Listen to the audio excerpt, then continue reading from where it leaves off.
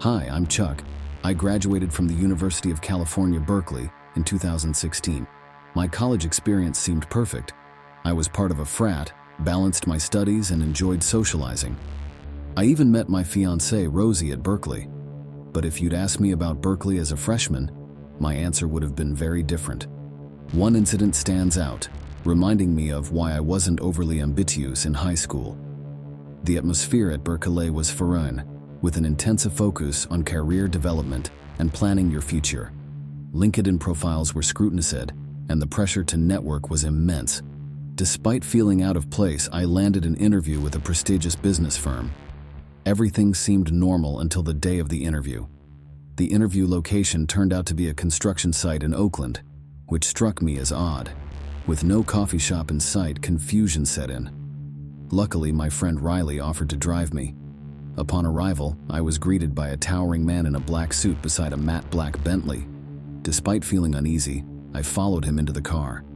As I glanced into the back seat, I saw something alarming. A man lying there with a metallic object in hand. Panic gripped me, and I fled. Running for my life, I heard the screech of tires behind me. Desperate, I made split-second decisions, eventually finding refuge on a fire escape. The Bentley circled the block before disappearing, leaving me shaken to the core.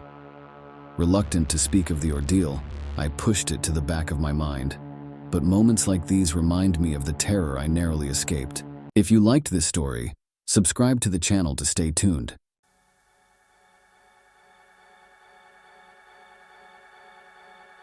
This is a recent tale from my own experiences. My family and I embarked on a journey to my college to assist with my move-in, as I am currently a freshman. Upon arrival, I discovered that I would be residing in a Jack and Jill setup, meaning I would share a bathroom with another room. Essentially, I'd be living with 3 other guys. One of them, whom I already knew from orientation, didn't factor much into this story. It's my roommate, Diora, who I'd like to shed light on. Before moving in, I had some interaction with Diora through social media. However, his responses seemed dry, and his online presence gave off vibes reminiscent of those Discord moderators you might stumble upon on Instagram or TikTok. When we finally met, the irony struck me. Diora resembled a Discord moderator with a slim build similar to mine, a pallid complexion, and a hint of a peach fuzz mustache. Our conversations mirrored his texts, marked by introversion and frequent stuttering, always cut short. In an attempt to break the ice, I inquired about his musical preferences, only to be met with a response that music didn't resonate with him, as it couldn't fill his perceived emptiness. But what truly unsettled me were his behaviors while gaming on his PS5. He emitted strange grunts, violently shook his body, and laughed maniacally while gaming, placing his feet inside his desk cabinet, occasionally grabbing them and pulling them towards his body during his erratic movements, added to the bizarre spectacle. Furthermore, he whispered to himself, repeating phrases in a giggling manner. Diora seldom left the room, neglecting his studies, making even the simplest tasks unnerving, especially when I tried to sleep. However, the strangeness didn't end there. One night, returning late from an outing with dorm acquaintances, I found Diora seemingly asleep in bed. Yet, as I approached my cabinet, an inexplicable chill ran down my spine, prompting me to turn around. To my horror, Diora was staring at me, a faint grin adorning his face. Startled, I questioned his unsettling gaze, to which he simply responded, "Dark time," before turning away. This unnerving encounter repeated itself several times, leaving me increasingly uncomfortable. Despite my attempts to switch rooms, logistical constraints left me stuck with Diora for the semester. As time passed, his behavior grew more erratic. One day, upon returning early from class, I found Diora in a panic, questioning my unexpected return. His odd demeanor, coupled with the sight of a mysterious box on his desk, sent shivers down my spine. Despite my inquiries, he dismissed the box's significance, adopting a bizarre pose reminiscent of an anime character.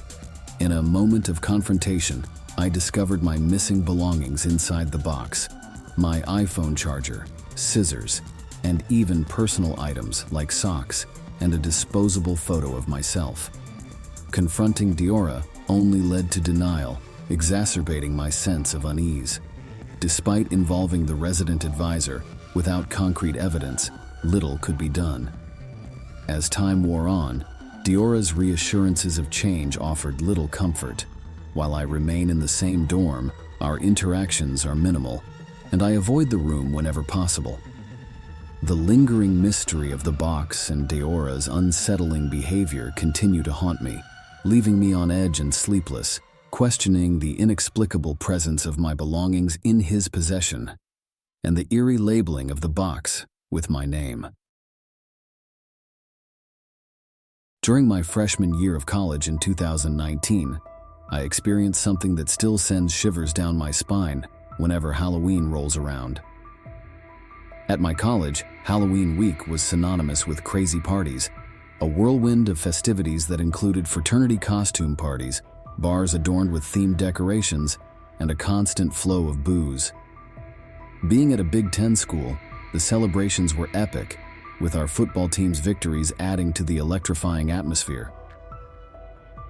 On a Saturday during Halloween week, buoyed by our team's triumph, my friends and I set out to revel in one particular fraternity party off campus. Thanks to my friend Alexandro, who was dating a member of the football team, we were privy to the inside scoop. Arriving at the party around 11 p.m., the scene was already wild. Music blaring, drinks flowing, and chants echoing as we celebrated our school's victory. In the midst of the chaos, my phone died, so I entrusted it to Alexandro. Later, when I needed it, my phone was nowhere to be found. In a haze of intoxication, I made my way to the bathroom, only to be jolted by a frat brother's scream of "Cops!" Panic erupted, and I found myself fleeing the frat house, greeted by a swarm of flashing lights and the chaos of police dispersing the crowd. Amidst the commotion, I realized my phone was missing and frantically searched for my friends while dodging the authorities. With no luck in finding them, I made the decision to head home despite being unsure of the way back. The frat house was located far off campus, and the chilly October night added to the challenge. Still inebriated but aware of my surroundings, I trudged onward. Feeling the bite of the cold, I sought refuge in what I believed to be an academic building. The dimly lit interior offered some respite from the freezing temperatures, allowing me to regain some semblance of sobriety. However, my relief turned to dread when I realized I was not in an academic building, but a deserted warehouse. Panic surged as I discovered the locked doors, trapping me inside. With no means of escape, I stumbled into a smaller room illuminated by an ominous red glow. Chains hung from the ceiling, and the sound of machinery filled the air, a scene straight out of a horror movie. Fearing for my life, I cowered in the corner, silently praying for salvation. As footsteps drew nearer, my heart raced with terror. With no other options, I seized the moment, smashing a window and leaping out, unaware of the perilous drop below. Miraculously, I landed on recycling bins, shaken but alive. Hiding in the shadows, I watched as a figure peered out from the window, scanning the surroundings. Barely able to comprehend the danger I had narrowly escaped, I sprinted back to campus, my friends waiting anxiously for my return. Recounting my harrowing ordeal, I realized the gravity of the situation. Someone had been after me, and it wasn't the police or security. Despite my attempts to uncover the truth, the identity of my would-be assailant remains a chilling mystery, haunting me to this day as the scariest encounter of my life. As a senior in high school, the exhilaration of being at the top of the food chain was in full swing. Football season was the heartbeat of our school, drawing everyone together for the thrill of Friday night games. Our small, rural town had little else to offer in terms of excitement, so we cherished these moments under the stadium lights. On one such Friday, JJ, my partner in crime, and I found ourselves in a joke of an elective class. Our minds were already fixated on the evening's football game, and JJ, with his charming demeanor, effortlessly roped in Kayla and Ashley to join us. With plans set, we eagerly anticipated the post-game festivities. After school, the hours crawled by until JJ picked me up, the anticipation palpable. With Kayla and Ashley in tow, we rendezvoused in the school parking lot, armed with Four Loko disguised in water bottles. Securing prime seats at the top of the bleachers, we settled in for the game, the excitement building as dusk descended upon the field. As the game progressed, the mood shifted with our team's unexpected defeat. Disappointed but undeterred, we lingered in the bleachers, determined to salvage the night. When the field lights dimmed, enveloping us in darkness, we seized the opportunity for adventure. Venturing into the woods adjacent to the football field, we left Kayla and Ashley behind, relishing in the mischief. Lost in the thrill of the moment, we played a game of hide and seek, reveling in their frightened reactions. But our antics took a chilling turn when we encountered a mysterious figure lurking in the shadows. A woman's voice pierced the darkness, admonishing us for trespassing. Frozen in fear, we watched as the figure loomed closer, seemingly growing in stature with each passing moment. Without hesitation, we fled, the girls following suit, their panicked voices echoing through the woods. Back in the safety of JJ's car, we recounted the encounter, grappling with the surreal experience. The unanswered question lingered. Who was the enigmatic woman, and why was she lurking in the woods at night? Months later, while working as a summertime custodian at the school, I encountered another inexplicable occurrence. A glimpse of the same woman, this time peering from an upstairs window, sent shivers down my spine. Despite alerting my boss, our search yielded no trace of her presence, leaving me rattled and unsettled. Haunted by these encounters, I couldn't shake the feeling that something sinister lurked within the halls of our school. Avoiding the math hallway where I had heard her voice, I couldn't shake the feeling that our encounters were somehow connected, linking the eerie events of that night in the woods to the ghostly presence within the school. To this day, I remain convinced that our high school is haunted by the restless spirit of an older woman, her spectral presence a chilling reminder of the mysteries that lie beyond the realm of the living. This eerie tale unfolded during my sophomore year of high school, a time when lunch classes were randomly assigned.